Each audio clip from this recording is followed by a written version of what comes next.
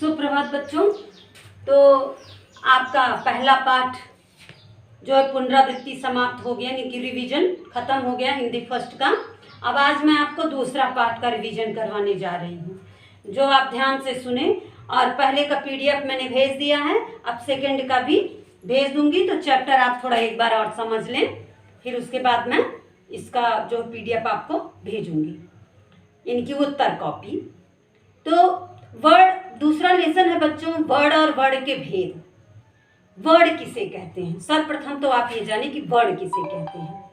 भाषा की सबसे छोटी इकाई जिसके और टुकड़े नहीं किए जा सकते, वह वर्ड कहलाते हैं। भाषा की सबसे छोटी इकाई जिसके और टुकड़े नहीं किए जा सकते, वह वर्ड कहलाता है। वर्ड के भेद जो हैं दो हैं, स्वर और व्यंजन। वर्ड के दो भेद हैं, स्वर और व्यंजन। बच्चों एक तीसरा भी है अयोगवाह, ना वह स्वर में है ना वह व्यंजन में है, लेकिन आपकी इसमें दो ही दिया हुआ है। तो स्वर और व्यंजन। स्वर जो है वह पूर्ण रूप से स्वतंत्र है। स्वर को किसी अन्य वर्ड की स्वर को उच्चारित करने के लिए किसी और वर्ड की सहायता की जरूरत नहीं होती है। लेकिन जो व्यंजन होता है बच्चों, व्यंजन जो है वह अधूरा है। मैंने पहले भी आपको बताया है, ब्लैक बोर्ड पे लिख के भी दिखाया है कि जिन वर्डों के नीचे हलंत लगा होता है वो वर्ड जो होते हैं वो आधे होते हैं। तो व्यंजन जो है, व्यंजन आधा है। व्यंजन में आ मिला करके, यानी स्वर को मिला करके व्यंजन को पूरा किया गया है। तो व्यंजन को मिला, व्यंजन को बोलते समय हम स्वर की सहायता लेते हैं, और स्वर को बोलने में थोड़ा समय लगता है, कठिनाई होती है। लेकिन स्वर व्यंजन को बोलने में थोड़ा समय लगता है और कठिनाई होती है, लेकिन स्वर जो है, स्वर बड़ा सरल वर्ड है, जो छोटा भी है और आसानी से जो है मुंह से उच्चारित हो जाता है कम समय में ही। जैसे आ ई ई उ ए ऐ ओ आओ अंक आह, ये है स्वर। इसको देखिए बच्चों, कम समय में ही आसानी से हमने बोल दिया। लेकिन का को बोलते समय जितनी वर्ड हम बोलेंगे उतनी जगहों पर जीभ को, होंठ को और दांत को, कंठ को, सब जगह से उसको जो है सारे मुंह के सारे उसको प्रयोग वो काम करना पड़ेगा। मुंह की जितनी भी इंद्रियां हैं, जैसे जितने भी अंग हैं, जीभ है, तालू है, दांत है, होंठ है, सबका प्रयोग करना पड़ेगा। तो तब जा कर के हम व्यंजन का उच्चारण कर पाते हैं। जैसे का, आ, कंठ से बोलना, का, ख, ग, घ, अंगा, ये का से बोल दिया।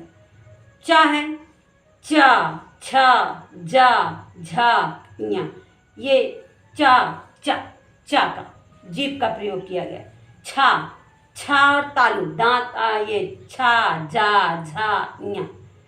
टा, जीभ तालु में जाके टकराती है, टा, ठा, डा, ढा, डा।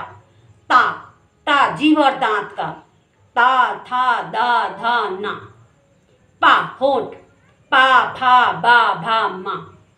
तो ये स्वर जितने हैं वो कहीं न कहीं किसी न किसी उससे टकरा करके जो है तब हमारे मुंह से निकलते हैं। तो ये जो है ये स्वर और व्यंजन है। तो वर्ड के दो भेद हैं, स्वर और व्यंजन। तो व्यंजन की संख्या जो है बच्चों, भाषा में कुल 44 वर्ड हैं, 44 वर्ड हैं, और 11 स्वर होते हैं, 33 व्यंजन होते हैं। स्वर जो हैं वो 11 हैं, छोटा बड़ा, छोटी बड़ी, छोटा उ बड़ा उ, री, ए, आए, ओ, आओ। अंक आह जो होते हैं वह अयोगवाह में रखे जाते हैं, और जो है वो ना स्वर में है ना व्यंजन में है। लेकिन उनको हम उच्चारण के लिए, जैसे ना का अगर ना शब्द का हमें प्रयोग करना होता है तो हम आधा ना लिख करके ऊपर अंक बिंदी लगा देते हैं, तो नंदन हो गया। हमने एक ना लिखा, दूसरा ऊपर बिंदी लगा दी तो वो नंदन हो गया, चंदन हो गया। तो इस तरह से हम वो अनुस्वर और विसर्ग का प्रयोग करके शब्दों को उच्चारण करते हैं, तो वो अयोगवाह कहलाते हैं। अब आपने समझा बच्चों वर्ड के भेद। अब वर्णमाला किसे कहते हैं बच्चों? वर्णों का एक निश्चित समूह जो क्रम से लिखा गया हो। अब ये नहीं कि पहले का लिख दिया, फिर माँ लिख दिया, फिर ता लिख दिया, फिर जा लिख दिया, इस तरह से वर्णमाला लिखोगे तो वह वर्णमाला नहीं मानी जाएगी बच्चों। वर्णों का व्यवस्थित समूह जो क्रम से लिखा गया हो वह वर्णमाला कहलाता है। जैसे क ख ग घ अंगा च छ ज झ ञ टा ठा डा ढा डा ता था दा धा ना पा फा बा भा मा या रा ला वा सा खा शा। खा खा का मतलब होता है पेट फटा सा।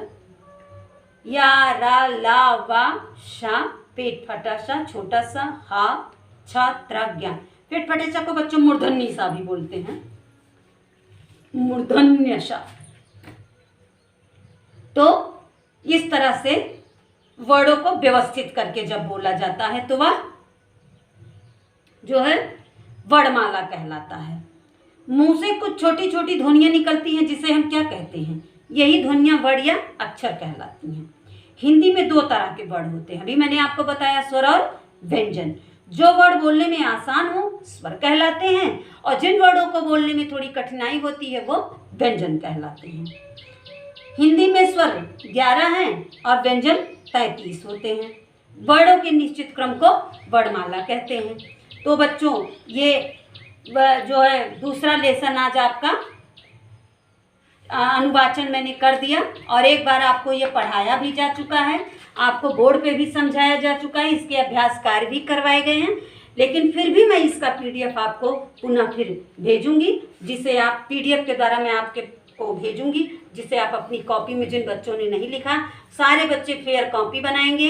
एग्जाम का टाइम टेबल आपके पास भेज दिया गया, आप जान रहे हैं, भेज दिया जाएगा सिलेबस के साथ। और बच्चों जितना मैंने पढ़ाया हिंदी फर्स्ट या सेकंड में, 1 से 3 लेसन तक हिंदी फर्स्ट और 1 से 3 लेसन तक हिंदी सेकंड आएगा, जिस उसके अंदर जितने भी अभ्यास कार्य हैं, filling the blanks, choose the correct answer, match the following, true and false, question answer, short question answer, जितना है सब आएगा। कविता है तो सब आप अच्छी तरह से याद करिएगा और परीक्षा की तैयारी करिए। धन्यवाद, आज के लिए बस इतना ही।